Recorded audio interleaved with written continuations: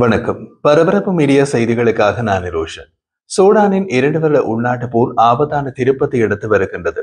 ஏனென்றால் ஆளற்ற விமானங்கள் மற்றும் வான் பாதுகாப்பு அமைப்புகள் உட்பட மேம்பட்ட வெளிநாட்டு ஆயுதங்கள் வரம்புமிக்க ஆப்பிரிக்க நாட்டுக்குள் ஊடுருவுகின்றன.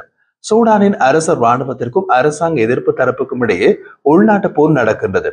அரசர் ராணுவத்தின் மீது தாக்குதல் நடத்துவது முன்பு துணை ராணுவமாக செயற்பட்ட RSF எனப்படும் விரைவான ஆதரவு படை. அவர்கள் இப்போது கிளர்ச்சி குழுவாக மாறி போர் புரிகின்றார்கள். இந்த இரண்டு தரப்பில் யார் ஆட்சியை கைப்பற்றுவது என்பதில் போர் புரிகின்றார்கள். தரையில் இரு தரப்புக்கும் கிட்டத்தட்ட சமமான பலம் உள்ளது.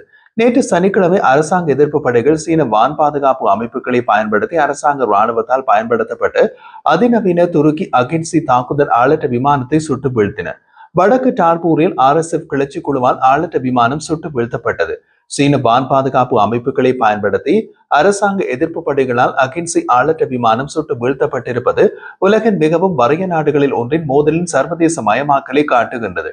மேலும் சூடானின் கிளர்ச்சி படைகளால் மேம்பட்ட துருக்கி தாக்குதல் ஆளற்ற விமானங்கள் சுட்டு வீழ்த்தப்பட்டு முதல் சம்பவம் இதுவல்ல. கடந்த சில வாஷிங்டன் போஸ்ட் அறிக்கையின்படி ஆகஸ்ட் மற்றும் செப்டம்பர் மாதங்களில் சூடானின் RSF கிளர்ச்சி குழு அகின்சி மற்றும் பேராக்டர் TB2 உட்பட குறைந்தது 3க்கும் மேற்பட்ட துருக்கி தாக்குதல் ஆளற்ற விமானங்களை சுட்டு வீழ்த்திக் கொண்டது. சூடான் மக்களின் மோசமான வாழ்க்கை தரம் இருந்த போதிலும் நாடு ஆளற்ற விமான போர் யுகத்திற்குள் நுழைந்துள்ளது. இரு தரப்பினரும் தங்கள் உள்நாட்டு போரில் மேம்பட்ட ஆளற்ற விமானங்களை பயன்படுத்துகின்றனர். சரி, துருக்கியின் மேம்பட்ட ஆளற்ற விமானங்கள் மற்றும் சீன ஆளற்ற விமானங்கள் இவர்களுக்கு எப்படி கிடைக்கின்றன? பெரும்பாலும் ஆயுத விநியோகங்கள் மூன்றாம் தரப்பினர் மூலமாகவே செய்யப்படுகின்றன. இதற்கு அதிகாரப்பூர்வமாக உறுதிப்படுத்தல்கள் எதுவும் இல்லை. இருப்பினும் பாதுகாப்பு வட்டாரங்களின் கூற்றுப்படி சூடான் ராணுவத்தால் வழிநடத்தப்படும் அரசாங்க படைகள் பெரும்பாலும் துருக்கி ஆளற்ற விமானங்கள் மற்றும் தரைவழி அமைப்புகளை பயன்படுத்துகின்றன. அதே நேரத்தில் விரைவான ஆதரவு படைகள் RSF தலைமையிலான கிளர்ச்சி படைகள் பெரும்பாலும் சீன ஆளற்ற விமானங்கள் மற்றும் தரைவழி ஆயுதங்களை பயன்படுத்துகின்றன. சரி, இந்த கிளர்ச்சி படைக்கு சீன ஆயுதம் விற்கின்றதா? அதற்கு பணம் எப்படி கொடுக்கப்படுகிறது? பாதுகாப்புத்துறை வட்டாரங்களின் கூற்றுப்படி ஐக்கிய அரபு அமீரகம் RSF கிளர்ச்சி படைகளுக்கு சீன ஆளற்ற விமானங்கள் மற்றும் வான் பாதுகாப்பு சாதனங்களை வாங்கி வழங்கியது. இருப்பினும் ஐக்கிய அரபு அமீரகம் இந்த கூற்றுக்களை நிராகரித்துள்ளது. வேறு சில தரவுகளை கூறலாம்.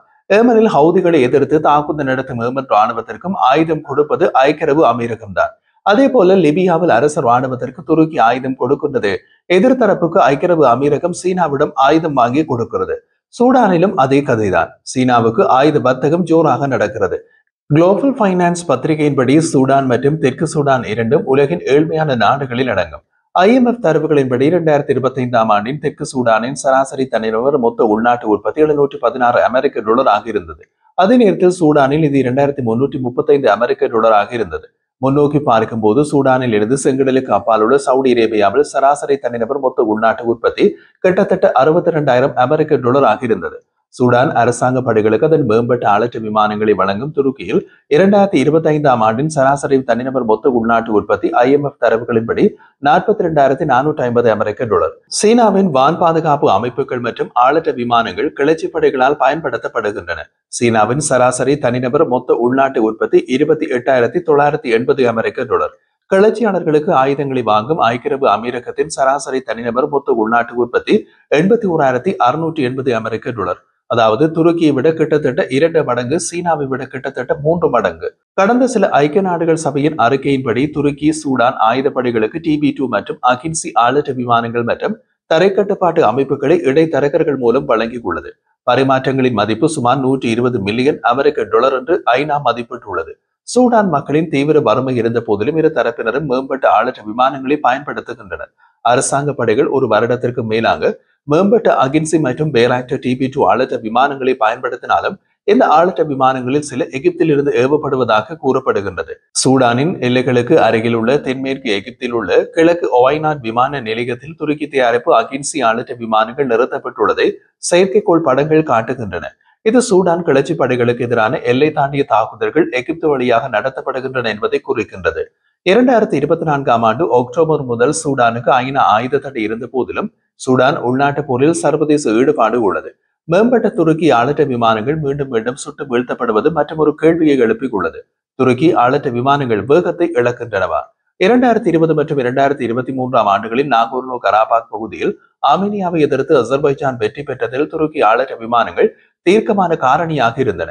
மேலும் 2022-2023 ஆண்டின் தொடக்கத்தில் ரஷ்ய படைகளுக்கு எதிரான உக்ரைனின் எதிர் தாக்குதல்களில் துருக்கி ஆளற்ற விமானங்கள் ஒரு தீர்க்கமான பங்கை கொண்டிருந்தன. இந்த ஆளற்ற விமானங்களில் போர் வெற்றி உலகளாவிய ஆளற்ற விமான சந்தையில் துருக்கி தன்னை ஒரு முக்கிய வீரராக நிலைநிறுத்த உதவியது. பேராக்டர் TB2 ஆளற்ற விமானங்கள் 34க்கும் மேற்பட்ட நாடுகளுக்கு ஏற்றுமதி செய்யப்பட்டு குறிப்பிடத்தக்க வருவாயை ஈட்டியுள்ளது. பேராக்டர் TB2 மற்றும் அகின்சி ஆளற்ற விமானங்கள் தயாரிப்பு நிறுவனம் பேக்கர் துருக்கி ஜனாதிபதி எர்டோகனின் மருமகன் அதாவது மகளின் கணவருக்கு சொந்தமானது. 2023 ஆண்டில் அந்த நிறுவனத்தின் வருவாயில் 90% சர்வதேச சந்தையில் இருந்து வந்தது. ஏற்றுமதிகள் 1.8 பில்லியனை எட்டின. இது 2022 ஆண்டு 1.2 பில்லியனாக இருந்தது. இதன் மூலம் துருக்கியின் ஒட்டுமொத்த பாதுகாப்பு ஏற்றுமதிக்கு பங்களித்தது.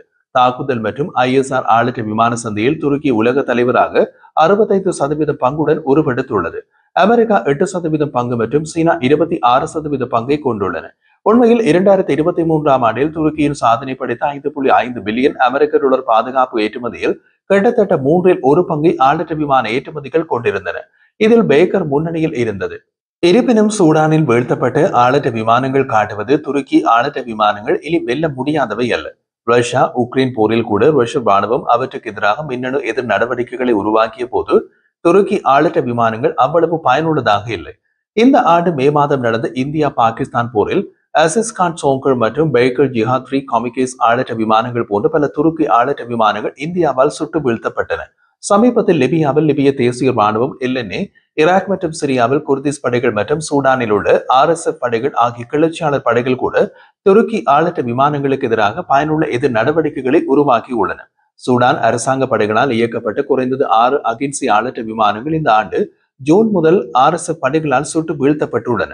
அகின்சி என்பது பேக்கரால் உருவாக்கப்பட்ட ஒரு துருக்கி தயாரிப்பு ஹேல் ஆளற்ற விமானம். இந்த பேராக்டர் TB2 ஆளற்ற விமானங்களை விட அதிக திறன் வாய்ந்தது. அகின்சி ஆளற்ற விமானம் துல்லியமான வழிகாட்டும் ஏவுகணைகள், வழிகாட்டப்பட்ட குண்டுகள் மற்றும் குரூஸ் ஏவுகணைகள் உட்பட பல்வேறு ஆயுதங்களை சுமந்து செல்லும் திறன் கொண்டது. சூடானில் உள்ள கிளர்ச்சி குழு சுட்டு வீழ்த்தப்பட்ட ஆளற்ற விமானங்களின் படங்கள் மற்றும் காணொலிகளை தங்கள் கூற்றுக்களுக்கு ஆதாரமாக பல சந்தர்ப்பங்களில் வெளியிட்டுள்ளன. கடந்த சில சம்பவங்களில் சீன விமான எதிர்ப்பு ஏவுகணை ஆளற்ற விமானத்தை சுட்டு வீழ்த்தியதாக ஆய்வாளர்கள் தெரிவிக்கின்றனர். ஐக்கிய அரபு அமீரகத்தின் நிதி உதவியுடன் சீனா FB-10A குறுகிய தூர வான் பாதுகாப்பு அமைப்பையும் அதற்கான ஏவுகணைகளையும் சூடானுக்கு அனுப்பியது. சூடான் மீதான ஆயுத தடையை தவிர்ப்பதற்கான ஒரு வழியாக சாட் நாடு ஊடாக அந்த வான் பாதுகாப்பு அமைப்பு சூடான் போய் சேர்ந்தது. பாதுகாப்புத்துறை வட்டாரங்களின் கூற்றுப்படி பிப்ரவரி 2025 சாட் விமானப்படை சீன அரசுக்கு சொந்தமான நிறுவனத்திடமிருந்து FB-10A ஏவுகணை அமைப்பை வாங்குவதற்கான விருப்ப கடிதத்தில் கையெழுத்திட்டது. சாட் விமானப்படை இதற்கு முன் ஒருபோதும் வாங்கியிராத இந்த வான் பாதுகாப்பு அமைப்பு சாட் விமானப்படையின் ஆயுத களஞ்சியத்திலிருந்து மறைந்து விட்டன. பின்னர் சூடானில் வெளியே வந்தன. அப்படித்தான் ஐநாவின் சர்வதேச ஆயுத தடையை அப்பட்டமாக மீறுகின்றன. அம்னஸ்டி இன்டர்நேஷனல் அறிக்கையின்படி RSF படைகள் அரசாங்க படைகளை தாக்க சீனாவில் தயாரிக்கப்பட்ட ஆளற்ற விமானங்களை பயன்படுத்துகின்றன. அவை ஐக்கிய அரபு எமிரேட்ஸ் வாங்கப்பட்டு வழங்கப்பட்டது. இந்த சீன ஆளற்ற விமானங்கள் வான் பாதுகாப்பு அமைப்புகளுடன் சூடானிய கிளர்ச்சிப்படை விமான மேலாதிக்கத்தின் அடிப்படையில் அரசாங்க படைகளுடனான இடைவெளியை குறைத்துள்ளது. இந்த முன்னேற்றங்கள் சூடானின் போர் ஆளற்ற விமானங்கள் உட்பட துருக்கி மற்றும் சீன ஆயுதங்கள் ஒன்றுக்கொன்று எதிராக போட்டியிடுகின்றன என்பதை காட்டுகின்றன. சூடானில் நடைபெறும் இந்த சீன வர்சஸ் துருக்கி ஆளற்ற விமான போட்டியின் முடிவை உலகெங்கிலும் உள்ள பல நாடுகள் ஆவலுடன் கவனிக்கும். காரணம், துருக்கி மற்றும் சீனா ஆளற்ற விமான ஏற்பத்தியில் முதலாம் 2ஆம் இடங்களில் உள்ளன.